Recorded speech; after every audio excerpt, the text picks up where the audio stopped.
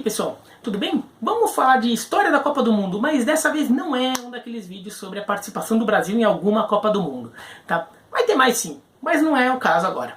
É porque neste sábado, dia 11, fez 10 anos, uma década exata, que a Espanha conquistou seu único título mundial, vencendo a Holanda por 1-0, ou a Holanda, ou a Neerlândia, ou os Países Baixos, como você quiser chamar, ou como eles quiserem que você chame, por 1-0, o gol de Iniesta lá nos minutos finais da prorrogação em Joanesburgo.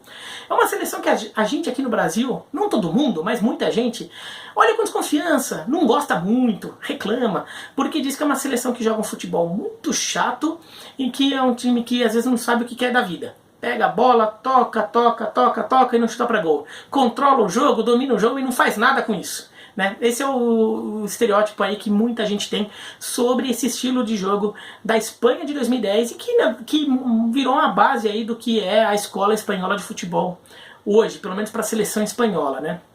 Mas eu acho que é uma visão um pouco injusta. Independentemente de você gostar ou não daquele time, porque isso daí é uma questão pessoal, o gosto é pessoal. Mas não tem como negar que esse time tem uma importância bem grande na história do futebol mundial. Teve um impacto sim na história do futebol mundial. E esse impacto no Brasil muitas vezes é negado porque ele é todo jogado para o Barcelona do Guardiola. E não é bem verdade, tá? O processo que a gente vê no Barcelona do Guardiola, na verdade, o que a gente vê no Barcelona do Guardiola, na verdade, era parte de um processo, de um fenômeno maior. E a seleção espanhola também fazia parte disso. Eram talvez as duas frentes mais visíveis de um processo um pouco maior. Tá? Esse estilo de jogo da Espanha já teve no Brasil, tá? E na época foi criticado. Né? Em 1946... o técnico Délio Neves montou o América do Rio jogando assim. Era um time que pegava a bola e ficava tocando. Esse time, de fato, acabou tendo algumas coisas que a gente critica na Espanha, ele era criticado. Ele, por exemplo, contra os times pequenos, ganhava com dificuldade. Ganhava apertado. Por quê? Porque ele não tinha uma produção ofensiva tão intensa. Então ganhava com placares apertados, mas sempre ganhava, porque ele controlava os jogos. Nos clássicos, e o América era grande na época, o América era um clássico, nos clássicos o América acabava sofrendo, e muitas vezes até sofreu umas goleadas, chegou a perder de 8-4 ali pro Fluminense, tudo o Fluminense foi campeão naquele ano, com o Gentil Cardoso. E o curioso é que na primeira fase o Campeonato Carioca de Pontos Corridos, termina tudo empatado entre Fluminense, Vasco, Botafogo e América, se eu não me engano. Os 4 terminam empatados. Então eles jogam um super campeonato. Eles jogam um quadrangular final, em ida e volta lá todo mundo. O América acaba na 4ª posição, porque contra os grandes ele sofria. E esse time ficou chamado de Tico Tico no Fubá, né, que até é em referência à música do Zequinha de Abreu. Tá? Então, inclusive até o nome Tico Tico no Fubá com Tic Tac era parecido. Mas o América era um time que fez isso, ficou marcado. E quando a Holanda de 74 foi pegar o Brasil, o Zagallo falou que ouviu falar que a Holanda parecia o Tico Tico no Fubá do América. Tá? A Espanha do tic-tac surge com crítica parecida, aliás, surge como crítica mesmo na imprensa, e não de um jornalista, mas do Javier Clemente, ex-técnico da própria seleção espanhola, do Atlético Bilbao, tudo. Ele comentando o jogo na imprensa, ele fala que a Espanha do Luiz Aragonês jogava um tic-tac, e era um termo que até já existia na Espanha, e ele usa mais forte como um definidor desse time, e aí para falar aquilo, time que pega a bola e fica tocando tic-tac, tic-tac, tic-tac e não faz nada com ela. Ele não falava sobre a Espanha de 2010, e nem sobre a Espanha nem de 2008 que ganhou a Copa, ele falava da Espanha de 2006, que jogou a Copa do Mundo, porque em 2006 a Espanha já jogava assim. Aliás, em 2005 ela já estava jogando assim, né? No processo para a Copa de 2006 ela já estava jogando assim. Não completamente, mas era um processo que já começava a acontecer naquele momento. Por quê? Entre outras coisas, surgiu uma geração muito boa de meias, e que eram fisicamente mais fracos, então não dava para ir num futebol força que a Espanha praticava na época, a fúria, né? Não dava para ir num confronto muito físico, mas eles eram muito rápidos, muito habilidosos, com passe muito bom. Então, e eles eram muito versáteis. Então o Luiz Aragonês começa a montar a Espanha com isso. E além disso, foi um momento que o Raul começa a sair do time, porque o Raul, a galera meio já cansou do Raul. O Raul foi um craque, mas era um jogador que acabava às vezes chamando muita atenção, então o time às vezes acabava não tendo um foco tão claro, às vezes o time acabava concentrando tudo no Raul, então a Espanha começou a tentar mudar o jeito e pegando essa geração de jogadores, dava para montar um time com uma base em que eram jogadores com peso semelhante no time e sem um protagonista claro, e dava para distribuir isso para fazer um jogo mais coletivo. E daí nessa turma aí tinha o Davi Silva no Valência, tinha o Jesus Navas no Sevilha, tinha principalmente o Fábregas no Arsenal, tinha o Xavi e o Iniesta no Barcelona. E no começo, para poder liberar essa galera, ele até coloca o Marco Senna, o brasileiro naturalizado espanhol, que estava no Villarreal, como volante mais de marcação, para ele fazer uma espécie de xerifão ali na frente da zaga, para poder liberar um pouco mais os meias para jogarem ali, fazendo um 4-1-4-1, numa época que ninguém falava em 4-1-4-1, né? Numa época a Espanha chega a jogar só com um atacante nesse período, depois ela passa a jogar com dois, com Davi Villa e Fernando Torres, ali no começo desse processo, lá em 2005, 2006. Então esse tic-tac vem daquela época, tá? Ou seja, a Espanha já ensaiava, já estava começando a jogar esse futebol ali. E se você for ver os gols, por exemplo, de Espanha e Ucrânia na Copa de 2006, você já vai ver uma Espanha que toca muita bola. Tá? Até foi um jogo que a Espanha ganhou muito bem, ganhou por 4-0, a Espanha que ainda tinha uma objetividade maior, não ficou aquele time que às vezes a gente reclama que só toca e não faz nada, como no Espanha e Rússia da Copa de 2018. Ou como em alguns jogos aqui da Copa do Mundo 2014, a Copa das Confederações que a gente reclamou ali, né? Mas era uma Espanha que já começava a ter isso, né? E o tic-tac surge naquele momento, e como aquele time começa a jogar bem, daí começa o que era xingamento começa a virar um elogio irônico, que no final das contas acaba virando um elogio, né? Em 2008 a Espanha ganha a Eurocopa e o melhor jogador do time é o Xavi. Foi eleito o melhor jogador daquela Eurocopa, justamente porque ele era o termômetro desse futebol de toque de bola da Espanha. A Espanha que é campeã com dois atacantes, né, com o Villa e com o Torres, mas ainda com o Marco Senna atrás, né, fazendo uma proteção para dar mais liberdade para esse pessoal tocar a bola, né? E a Espanha, apesar de ter alguns jogos muito econômicos, como empate contra a Espanha, contra a Itália nas quartas de final por 0-0, em que a Espanha passa só nos pênaltis, ainda teve jogo que a Espanha ganhou com sobra, como nas duas vitórias contra a Rússia que vinha bem, tinha ganhado da Holanda nas quartas de final, ganha da Rússia na primeira fase e ganha da Rússia nas quartas de final, 4-1 e 3-0.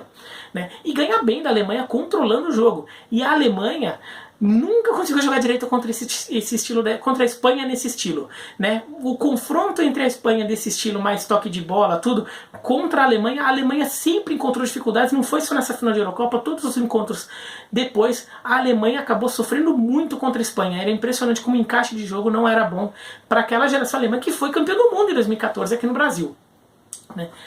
Isso tudo aconteceu antes do Barcelona ter o Guardiola de técnico. A Espanha é campeã em 2008 e em junho de 2008 na Eurocopa. Aí que o Guardiola assume o Barcelona para a temporada 2008-2009. Ou seja, na seleção espanhola, esse estilo de jogo já estava implementado quando o Barcelona já estava se implementando, já estava se desenvolvendo, quando o Barcelona tinha o Rijkaard de técnico, que era um time muito mais agudo. Era um time de Eto'o, de Ronaldinho Gaúcho, era um time mais de velocidade e menos de toque de bola. Né? Então a Espanha foi criando isso. E, na verdade, não é que a Espanha inventou, também não é que o Luis Aragonés inventou. Na verdade, era um processo que acontecia no futebol espanhol, com o desenvolvimento de jogadores com características para esse tipo de jogo e até de treinadores que começaram a ter essa visão. O Guardiola levou isso no novo nível, porque ele tinha alguns dos melhores jogadores da Espanha, da seleção espanhola, e ainda tinha o Messi.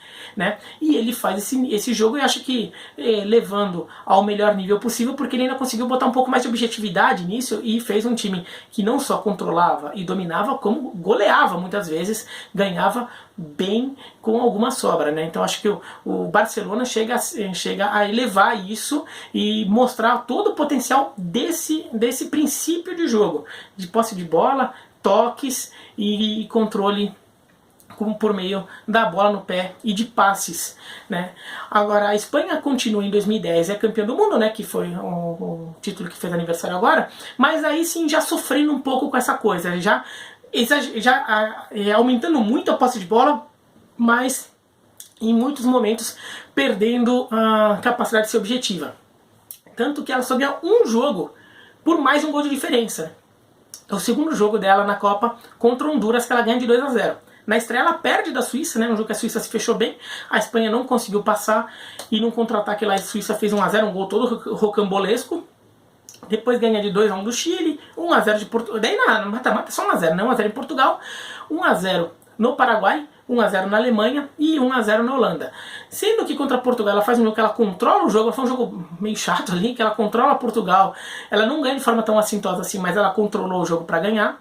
Contra o Paraguai ela sofre muito, ela chega a ter vários problemas com o Paraguai tem pênalti, chance de abrir marcador, tudo, no final a Espanha ganha por 1-0, um sofrimento danado, um jogo que ela poderia perfeitamente ter perdido. Daí contra a Alemanha, assim, de novo a Alemanha, a Espanha contra a Alemanha, o jogo encaixou direitinho, a Alemanha não conseguiu fazer nada, a Espanha foi muito melhor, ganha por 1-0, mas poderia ter até ganhado com um pouco mais de facilidade, mas jogando bem, ali não dá pra reclamar não.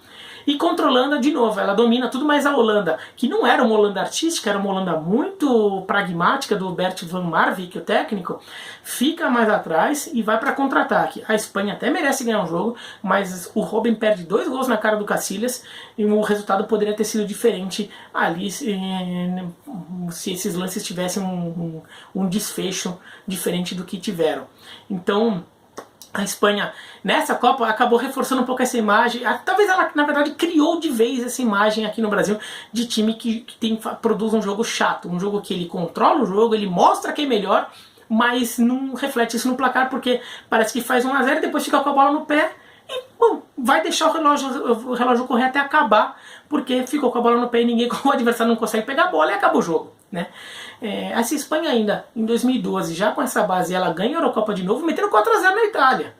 Né? Então, assim, era uma Espanha que quando queria, ou quando tinha oportunidade, ela conseguia desenvolver seu jogo e chegou a ganhar muito bem da Itália, fez 4-0 na final da Eurocopa de 2012. Uma Eurocopa que a Espanha também teve seus altos e baixos, né? Ela empata com a Itália na primeira fase, ela mete 4-0 na Irlanda, não é tão fácil meter 4-0 na Irlanda, que não é um time mais espetacular do mundo, mas não é um time que costuma tomar 4-0.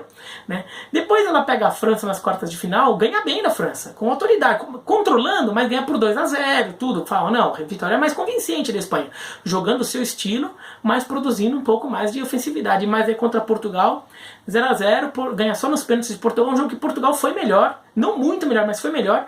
E até o jogo que no final o Cristiano Ronaldo no gramado fica falando injustiça, injustiça, que é um gif, que virou um gif clássico de internet, do Twitter, que é o Cristiano Ronaldo falando injustiça. Ele está falando sobre a eliminação de Portugal para a Espanha na Eurocopa de 2012, mas aí na final a Espanha goleou a Itália.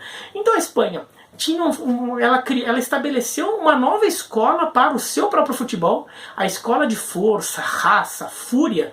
Deu espaço a uma escola de técnica, toque de bola, de leveza e de ocupação de espaço e deslocamento. Ela mudou sua escola. Essa escola que ela adotou para ela acabou servindo de ponto de partida para uma mudança geral, geral não, mas é que acabou sendo bem grande no futebol mundial como um todo.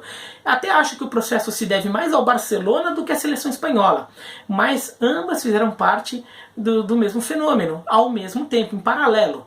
Né? E essa escola que a seleção espanhola começou a adotar, ela sim serviu como base para muita mudança no futebol mundial, muita forma de se ver o futebol mudou por causa do que se criou no território espanhol, digamos, naquele período. E ela conquistou muito, né? Conquista 2 Eurocopas e uma Copa do Mundo numa sequência ali de 5 anos ali, ganhando 3 grandes torneios. Então ela é sim uma grande seleção do futebol mundial. Acho que ela não chega a ser como a seleção do Brasil de 70, a Holanda de 74, ou mesmo a Alemanha de 74, ou a França de 98 e 2000, que acho que seleções que... A Holanda de 74 eu não vi, nem a Alemanha de 74, só vi por VTs, assim, né? Vi e estudei bastante tudo, mas não vi jogar. Dos que eu vi, acho que, por exemplo, a França de 98 e 2000 ainda era um time melhor. Tá? Mas sim, essa Espanha da virada da década de 2000 para 2010 merece ser vista como uma seleção importante na história do futebol e uma das melhores da história. Se é terceira, quarta, primeira, oitava, daí vai do ranking de cada um, mas ela tem que sim ser respeitada e vista como uma das grandes da história do futebol mundial, mesmo que eventualmente você não goste do estilo de jogo que ela pratique, tá bom? Mas é isso, se você gostou do vídeo dá um joinha, não gostou não, se inscreve no canal, clica no sininho para receber notificação, dá uma olhada nos vídeos que eu vou colocar aqui do lado, tá? E é isso, então escreve aqui embaixo se vocês querem, né? Tchau!